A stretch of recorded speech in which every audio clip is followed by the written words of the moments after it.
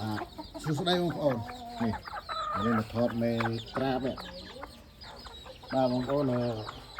ខ្ញុំដាក់មេមន់ពងមន់ពូជសាច់ខ្មៅលេជាមួយមេពងវាចាំមើលវាញ៉ាំឲ្យបានក្របនេះបងប្អូន5ក្រប1 2 3 4 5ហំហំធំហ្នឹងដាក់ជាមួយពងមន់រស័យហើយមេវាពងមន់6ក្របឥឡូវដាក់ថែម5នេះមេនេះចាំមើលស្នាដៃគេអាចផ្ញើកូនមកប្រហែលក្បាលចាំមើលមើលបាទ20ថ្ងៃទៀតជួបគ្នាបងប្អូន20ថ្ងៃទៀតដឹងលទ្ធផលចាំបានកូនយ៉ាងម៉េចយ៉ាងម៉ា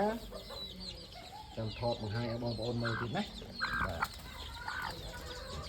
ទមេខ្លាំងមេនេះបកកាយថែកូនណាបងប្អូនអើយមេប្រចាំត្រង់កូនបានតិចទេប៉ុន្តែវាបកកាយថែកូនដាក់កូនគេកូនអីទៅនឹងតែបញ្ចុកចំណៃបាទហ្នឹង